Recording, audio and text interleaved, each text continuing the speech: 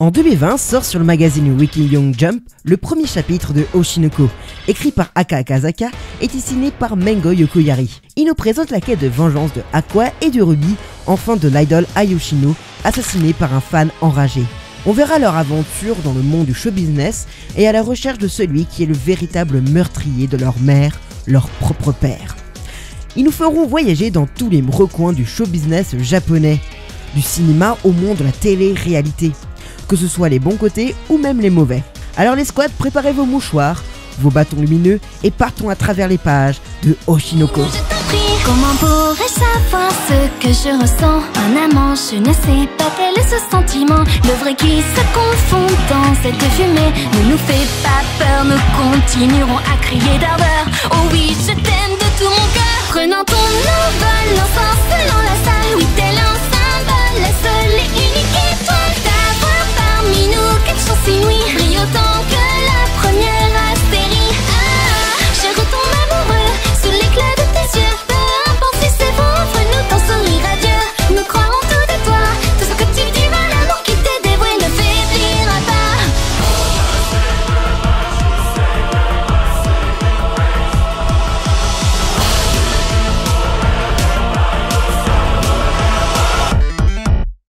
Chapitre 1, une histoire dramatique. Oshinoko prend le parti de l'œuvre dramatique en nous montrant la dure réalité de la société du show business japonais. Et le parfait exemple est la vie du premier personnage principal de l'œuvre, Ayoshino. Envoyé à un très jeune âge dans un orphelinat, Ai n'a jamais eu la chance d'être aimé par ses tuteurs ni par ses parents. À l'âge de 15 ans, elle finit par sortir de celui-ci et rencontre Ichigo Saito, patron de Ichigo Prod, qui lui proposera de devenir idol dans leur groupe de musique Bikomachi. À l'âge de 16 ans, alors que sa carrière prenait de l'ampleur, elle tomba enceinte. Ne voulant pas que ça se sache, Ichigo décida de l'emmener dans un hôpital de campagne à l'abri des regards. Mais enfin, il finit par retrouver l'hôpital où se trouve Ai et assassine le gynécologue s'occupant de la jeune femme. Elle finit par donner naissance à des jumeaux au doux nom de Aqua et Ruby. Pendant les années qui ont suivi, Ai va sur les plateaux télé, participe à des tournages de films accompagné de Aqua, son fils, et continue bien sûr son métier d'idol à Bikomachi. Mais Ai n'est pas épargnée par les critiques sur les réseaux, portant tous les faux sourires de la jeune chanteuse. Mais pas de soucis, les petits Aqua et Ruby sont là pour lui redonner la joie, l'espoir et le bonheur. À l'âge de 20 ans, devenue l'une des plus grandes stars du Japon, elle décida de déménager. À peine la petite famille installée, quelqu'un toque à la porte. Elle tombe face à un jeune homme tenant un bouquet de fleurs, lui posant une question. J'espère que les jumeaux vont bien. Et dans un grand silence, poignarde Ai dans le ventre. Ai tombe à terre, répond au cri de son assassin, ce dernier qui est tout simplement le même homme qui avait tué le gynécologue 4 ans auparavant. Se rendant compte de ce qu'il a fait, il finit par s'enfuir et se donner la mort. Aqua arrive à retrouver sa mère, laissant sa sœur derrière la porte.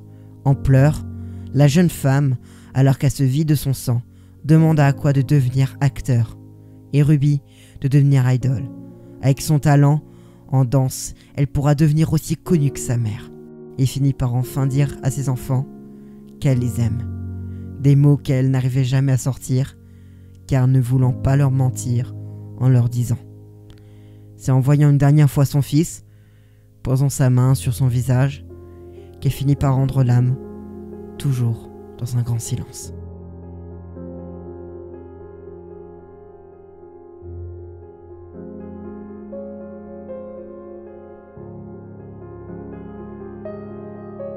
C'est cet événement qui rendit vraiment Oshinoko connu, principalement pensé comme l'histoire de la petite famille d'Ayoshino par les lecteurs, avec comme personnage principal Ai. Ce retournement de situation a montré que dans cette œuvre et dans le monde du show business, personne est intouchable.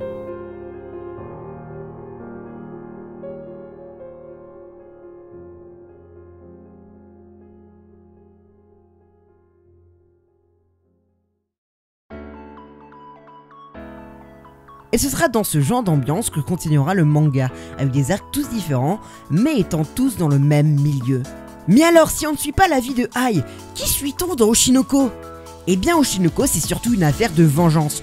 Une vengeance menée principalement par Aqua, le plus mature du duo, qui devine très facilement que c'est son propre père qui trahit Ai, en donnant son adresse aux fans qui la tuera. C'est à ce moment-là que Aqua décide d'utiliser tout son temps et toute son énergie à la traque de son père, qui est pour l'instant complètement inconnu au bataillon. Et c'est tout autour de ce fil rouge que l'histoire d'Oshinoko se déroulera. Bon oui, je sais, un enfant de 4 ans prépare déjà un plan pour se venger du meurtre de sa mère. C'est fou comme les nouvelles générations sont de plus en plus intelligentes et de plus en plus jeunes. Enfin, j'ai omis quelques coupures dans l'histoire. Retournons un peu en arrière. L'histoire commence par le point de vue de Goro satané nom japonais. Par Goro, un homme de 30 ans ultra fan de Bikomachi depuis la mort de Sarenan Tendoji, une jeune patiente atteinte d'un cancer qui rêvait d'enfin voir Ayushino, sa chanteuse préférée. Sasé lui avait transmis l'adoration du groupe, avec des discussions fort passionnantes. Je vous aime, docteur, vous m'épouserez? J'étudierai peut-être la question à nouveau à ta majorité. Mais malheureusement, la jeune fille de 12 ans mourut avant d'avoir pu assister à un concert de son groupe préféré. Goro, se sentant super coupable, décida de continuer à suivre le groupe. Du coup, c'est lui, le fameux gynécologue dont je vous parlais avant. Vous savez, celui qui est tombé d'un ravin. Ouais, lui. Du coup, comme dit avant, il finira par se faire tuer par le jeune homme qui tuera Ai 4 ans plus tard. Mais si vous pensez que c'était la fin pour Goro, alors vous mettez le doigt dans l'œil, car il se réincarnera dans Aqua. Et comme les réincarnations ça n'en finit jamais, eh bien Sarina, l'ancienne patiente de Goro, se retrouvera dans le corps de Ruby. Donc on se retrouve avec une intrigue principale qui est la quête de vengeance de Aqua et de Ruby, et aussi une sous-intrigue dans laquelle on voit les pensées et souvenirs des anciennes vies de Aqua et Ruby. Donc c'est pour ça qu'ils ont une longueur d'avance par rapport aux jeunes enfants de leur âge. Donc, ouais, 2 enfants de 2 ans chacun parlent comme des adultes et c'est hilarant. Chapitre 2, un animé à la hauteur de l'œuvre. En 2023, alors que la 23e année de l'an 2000 se déroulait parfaitement dans la japonisation, l'animé Oshinoko sortit enfin 3 ans après la parution du premier chapitre du manga. Est-ce que c'est aussi énorme que l'œuvre originale? Eh bien j'ai l'honneur de vous dire que c'est un grand oui. Oh oui, c'est du grand oui, ça j'adore, c'est du bon terroir japonais, ça j'adore. Vous me croyez pas? Eh bien regardez ces quelques réactions de la part de nos peluches pieuvres. C'est tellement magnifique que j'en pleure. Un animé d'une très grande qualité signé par le studio Doga Kobo, avec une première diffusion en avril 2023. L'animé Oshinoko réussit avec brio son adaptation de l'œuvre originale avec une patte graphique juste parfaite. Et une animation d'une très grande qualité, avec des jeux de lumière et des reflets qui rendent certaines scènes juste magnifiques comme tragiques. Mais c'est pas tout, il y a bien sûr la chose qui rend un animé aussi connu, son opening.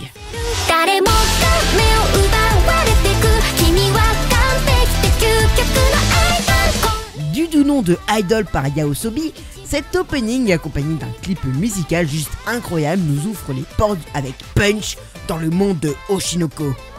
La musique est juste géniale, l'animation top, un choix de scène parfait sans trop spoiler la série, et comment ne pas parler des scènes avec Ai sortant de la télé. Après avoir vu l'épisode 1, je peux vous dire que j'ai versé quand même ma petite larme en voyant cet opening. Pour revenir à l'adaptation de l'animé, on peut retrouver des scènes allongées de certaines cases du manga, comme par exemple la scène de la danse des bébés Aqua et Ruby, avec les light sticks, ou encore la danse de Aqua, toujours avec des light sticks. Oui, c'est la même danse. On dirait que quelqu'un est en train de faire du Beat Saber. Donc oui, pour conclure, Oshinoko a l'animé qu'il mérite. Chapitre 3. Et après? Avec la popularité de l'animé, une saison 2 était déjà prévue et ce fut pas trop long pour en entendre parler. car il n'y a pas si longtemps de cela, Doga Kobo nous a annoncé sur YouTube l'arrivée de la future saison 2. Et comment dire que je suis hyper heureux, car c'est la saison qui portera sur l'arc le plus théâtral de la série, avec des décors magnifiques, des musiques grandioses et bien sûr des citations aussi loufoques que les autres. Alors oui, je peux pas trop vous en dire car je suis tenu par l'anti-spoil. Mais si vous voulez découvrir l'arc, attendez l'arrivée de l'animé. Je vous l'assure, ce sera grandiose. Ouh là là, je suis enfin à la fin de la vidéo. Ah purée. Ah, je suis en train d'enregistrer cette voix à l'instant même où j'ai terminé enfin ce montage qui m'a pris plus d'1 mois et 20 heures de montage. J'espère vraiment que cette vidéo vous aura plu, cette vidéo qui a été écrite par Ryujin et moi il y a plus de 2 mois maintenant, c'était en plein décembre, avant même 2024 quoi, ça fait quelque chose de voir enfin cette vidéo sortir et tout, et voilà, j'espère réellement que cette vidéo vous aura plu, que le montage vous aura plu. J'ai vraiment fait de mon mieux pour que tout soit vu, pour que tout soit pas trop long à regarder. J'ai fait en sorte qu'il y a assez de contexte et tout. Vraiment, j'espère vraiment que cette vidéo vous aura plu. Et je voulais surtout dire merci à Ryujin pour m'avoir laissé carte blanche sur toute la vidéo, que ce soit sur une grosse partie d'écriture, que ce soit sur le montage entier ou que ce soit sur la voix. Je voulais remercier aussi à toutes les personnes qui ont sub à la chaîne Twitch. Voilà, vos noms ça s'affiche sur l'écran. Voilà, merci à vous tous. Merci de continuer l'aventure de Akatsuki no Anime. On se retrouve très bientôt pour une prochaine vidéo. C'était Ropago pour l'arc manga. Je vous fais des gros shmutsala et à très bientôt.